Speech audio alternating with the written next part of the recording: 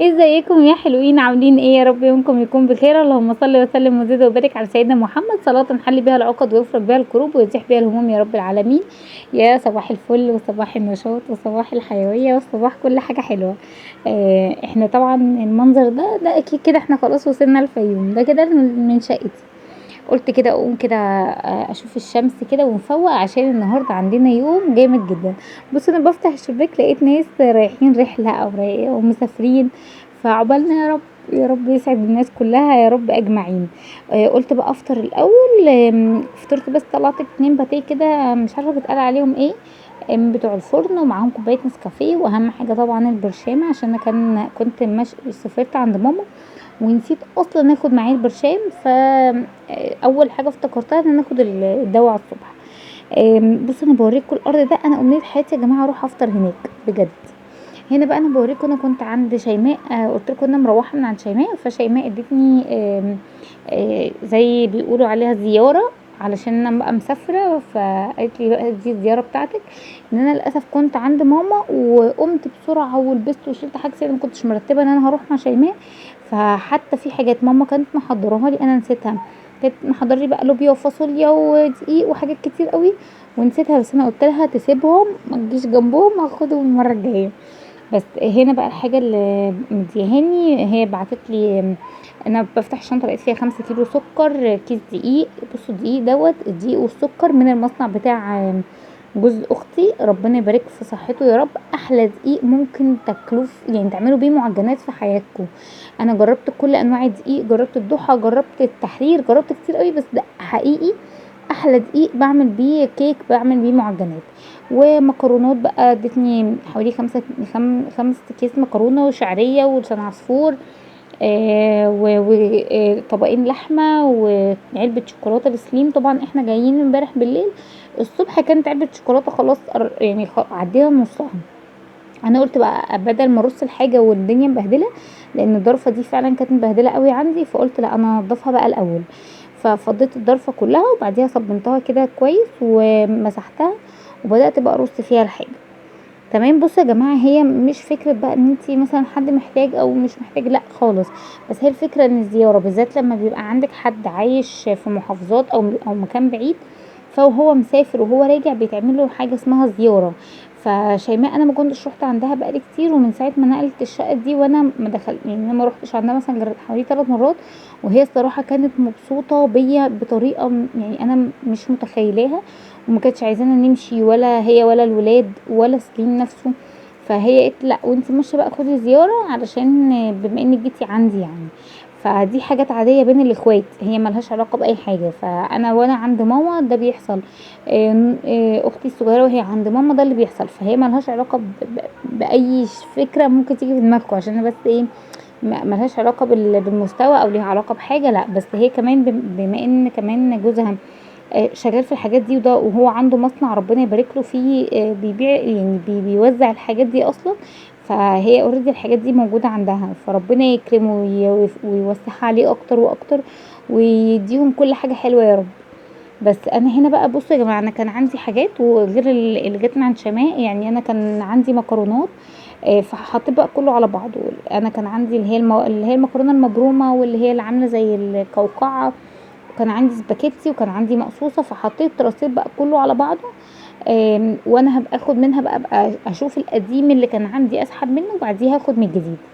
دي العلبه دي بصوا يا جماعه، يعني احنا لازم نتصرف. فانا عندي العلب اللي هي بتاعت جبنه دومتي دي، بقى بفضيها واغسلها كويس قوي. وعملت واحده حطيت فيها الرز. ده كان 3 كيلو رز، كنت خدت منه مرتين، وده الباقي يعني حوالي 2 كيلو او 2 كيلو وي. وده السكر، انا كان عندي 2 كيلو، كنت واخده منه حوالي كوبايه، يعني حوالي 2 كيلو الا ربع.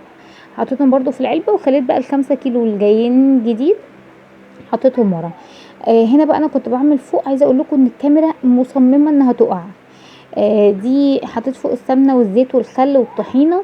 انا بحب احط الطحينه بره، ما بحبش احطها في الثلاجه يعني. التوزيع دي او المنظم ده انا بحط فيه بواقي المكرونه. يعني مثلا انا فتحت كيس اتبقى منه شويه بحطها في هنا. حتى بصوا دي بقى، ده الركن اللي ما ينفعش حد يشوفه. ده كان اللي هو اندومي او بديل الاندومي. جايباه باكله كده لما يبقى ايه ابقى لوحدي.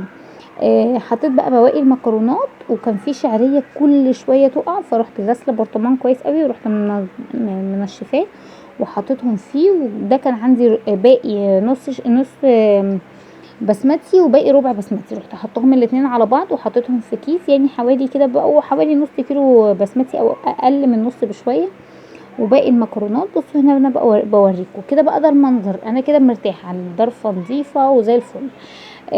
كنت عايزه اغسل بقى غسيل، فقلت لمحمد يجيب لي كيلو مسحوق سايب، ده الكيلو عامل 50 جنيه.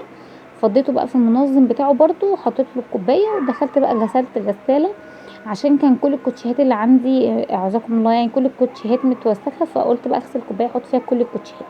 بس طبعا سليم كان ليه راي تاني، او واقف مستني الغساله على باب الحمام، واقف مستني الغساله تخلص عشان ياخدها. هو مصمم هو اللي يرص الغساله، عمال بقى بص ميت من الضحك وهو بيشد الطبق. انا كنت في المطبخ بعمل حاجات، وهو بقى واقف بقى بيرص لي الغسيل، ربنا يبارك فيه يا رب يخليهولي. وهو بقى دلوقتي صاحبي واخويا وحبيبي وكل حاجه. سليم انا وهو طبعا قاعدين مع بعض طول اليوم، فهو مونسي الوحيد يعني. بصوا رصي اصلا كوتشات سكر هنا بقى. انا كنت قلت لكم في الفيديو اللي فات ان انا نزلت العتبه اجيب حاجات، دي الحاجات اللي انا جبتها. جبت ايه يا استاذه رحمه؟ جبت فروخ اللي هي الحجري دي، اللي هو الفوم الحجري، وجبت بديل الرخام. جبتيهم بكام؟ الفوم الحجري جبت الواحد 70 في 70 عامل 50 جنيه. جبت منه اتنين، يعني انا الجزء اللي هتشوفوه دوت مستخدمة منه اتنين، اللي حتة بسيطة يعني منه اتنين. 2 في 50 يعني 100 جنيه.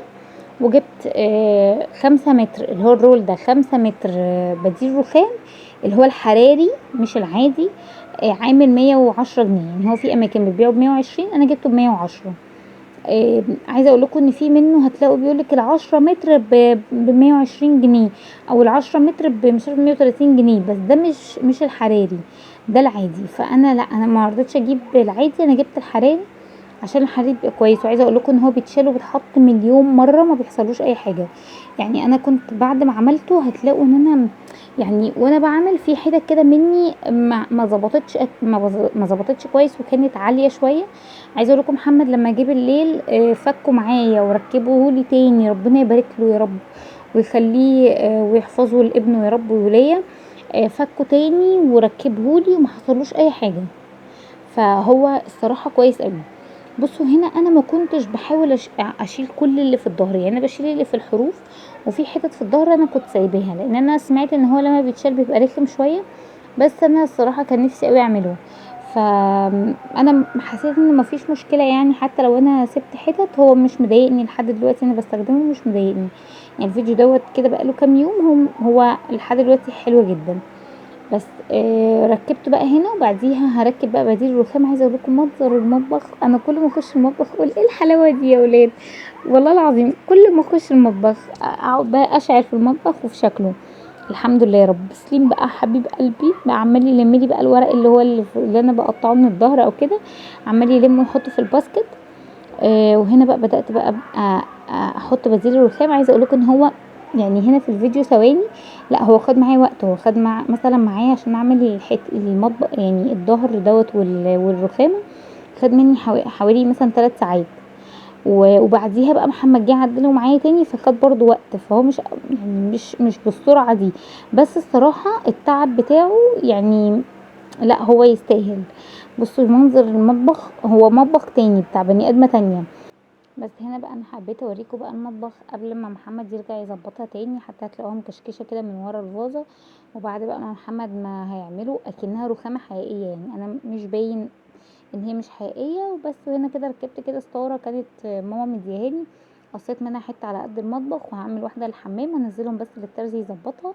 كده بقى المنظر كان كامل. يا رب بس يكون عجبكم، ما تنسوش بقى لو عجبكم تنزلوا تعملوا لايك وسبسكرايب وشير، ويا رب يا رب يعجبكم، وان شاء الله اوريكم افكار تانية لتغيير شكل المطبخ. وبس كده بقى، سلام، باي.